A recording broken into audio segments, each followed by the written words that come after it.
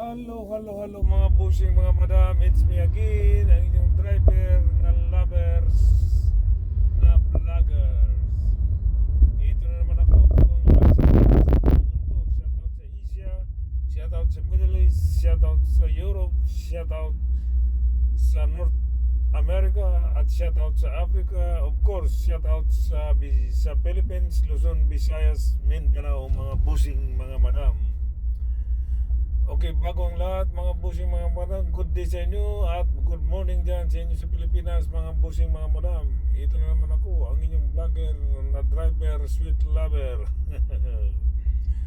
Okay, bago po ang lahat, mga madam, mga busing, please paki-dalaw naman nyo ang aking YouTube channel sa Idi Makasilang po. Subscribe po kayo, mag-subscribe po kayo sa aking channel sa YouTube, Idi Makasilang po. Please subscribe and click ang notification para makita nyo lahat na in-upload ko doon sa aking YouTube channel, Idi Makasilang po. At salamat din po sa mga followers ko sa Facebook. Maraming salamat sa inyo. Please follow, share and like po. Please like and share and follow at mag-comment lang po kayo at mamaya babasahin. Okay, ang pag-uusapan natin itong matandang si Jason sa kung kailan ng matanda na saka naman namimik fake peddler. Sa itong matandang fake peddler kung kailan dapat na ito si Jason sa magpahinga na ito ayun tuloy siya, nagpahinga na tuloy siya sa kulungan. Imbis na magpahinga siya, magtanim-tanim na lang siya ng mga gulay o kamatis o ampalaya, mga gulay, mga veggies, magtanim-tanim siya doon sa garden niya. Pakain ng mga hayop niya, kung mayroon siyang buhaya, pakainin niya yung buhaya.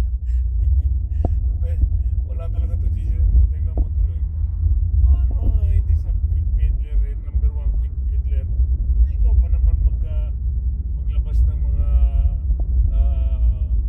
pamimigay sa ating mahal na Pangulo si PBB na may sakit, no? Tapos saan ka nakakuha ng mga record dyan sa hindi ko alam kung saan niya nakuha yung mga record sa sa hospital, yung St. Jude ba yun? Yeah, St. Jude Hospital.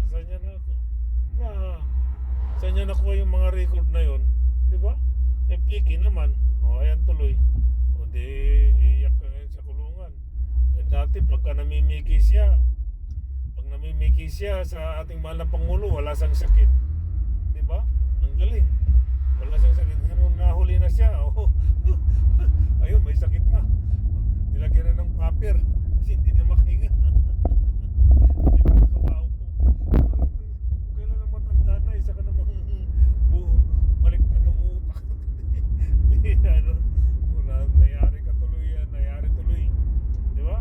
Kaya ang karma talaga hindi natin alam. Tapos sisisi niya, ginigipit daw bakit? Tapos sisisi niya sa gobyerno. Ang sabi dun ng attorney niya, lumalaban lang naman daw sa katotohanan, nagpapahayag ng katotohanan. Papahayag ng piki naman lahat ng mga pinipahayag niya, di ba?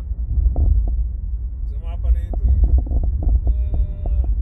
ayan nangyari tuloy sa'yo, matandang Jason sa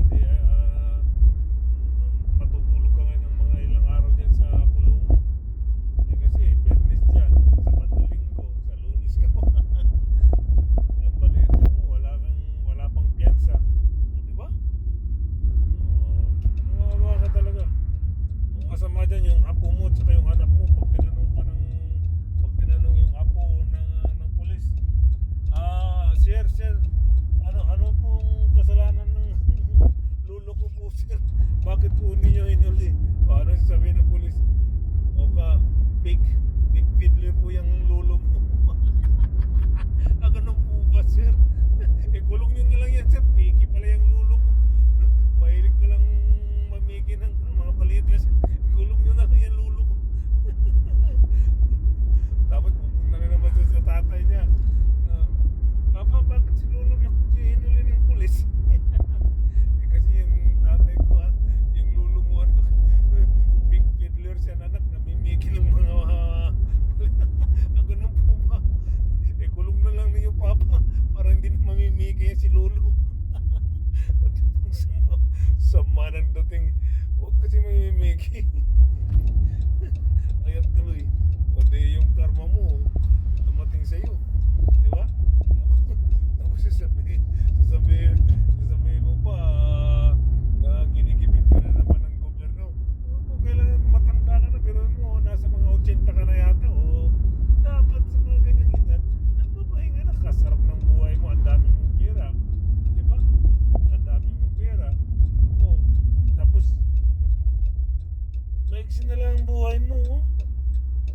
maiksi na lang ang buhay na, tapos mahilig pang nakikisabay ka pa ngayon sa mga panahon.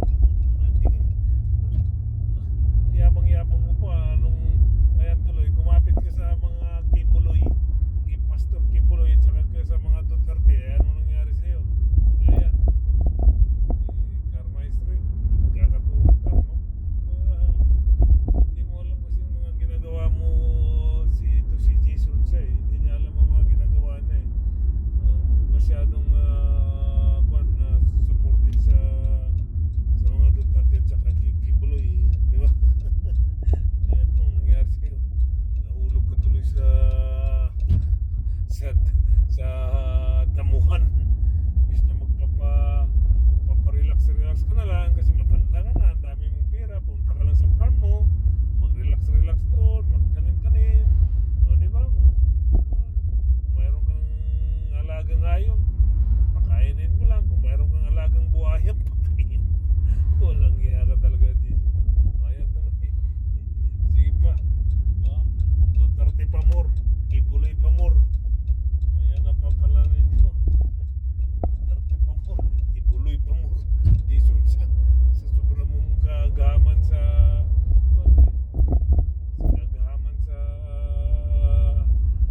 kapangyarihan ni Duterte. Akala nyo hindi kayo mapangpangampo. Ayan tuloy. Anong nangyari sa iyo? Pinahulog kayo sa damo. Ha? Jason sa wala ka sa hulog eh. Dapat sa iyo magpagaling ka na lang, mag-relax ka, magpagaling ka at may sakit ka pala, kain ka. Nung ikaw namimiki sa social media, wala kang sakit. Nung nahuli ka, lumabas yung hika mo. Nagpapaper ka na. O diba? Patay ka ngayon. Salit na magpapahinga ka na lang sa bahay mo, sa farm mo. Ang dami mong pera eh. Isa kang batikang newscaster. Ano nangyari sa'yo? Nagiging kung kailan ka nang tumanda, saka ka naman namimiki. Di, galing ka sa newscaster. Di ba? Galing ka sa newscaster, tapos isa kang anchor sa TV station. Tapos alam mo yung mga fake, pero isa ka palang fake peddler. Ano nangyari sa iyo, Jason? So, oh my God naman sa'yo. Ayan tuloy, patay ka ngayon, di ba? Kawawa ka. Jason sa, di ba? Magpahinga ka dyan ng mga 3 araw kasi sa pa dyan, no? Biyernes, Sabado, Linggo, Lunes ka pa. Ang problema, wala raw piyansa yung kwan mo, yung kaso mo. Ewan ko kung nagkamali ang judge, posible naman wala kang piyansa. May mga fake fiddler, may piyansa yan, eh. Di ba? Ganun na lang mga bossing. Okay, hanggang dito na lang mga bossing. Kinuha ko lang to saglit dito si Jason, sa kung kailan nang matanda na eh, kung kailan nang malapit na siyang kukunin ng ating mahal na Diyos eh, saka naman magkaganyan, di ba? Okay, dito na lang mga bossing, mga madam. Once again, please pakitalaw ang aking YouTube channel, Eddie Makasi lang po. Subscribe kayo at click ang notification para makita nyo mga in-upload ko doon. Click ninyo ang bell at saka all, makita nyo mo lahat ng in-upload ko. At maraming salamat din sa Facebook ko, mga followers ko. Gumaganda po ang aking Facebook dahil sa inyo. Sa mga hindi pa po nag-follow, please follow, like and share. At babasahin ko po mamaya ang inyong mga comment. Bye bye, peace.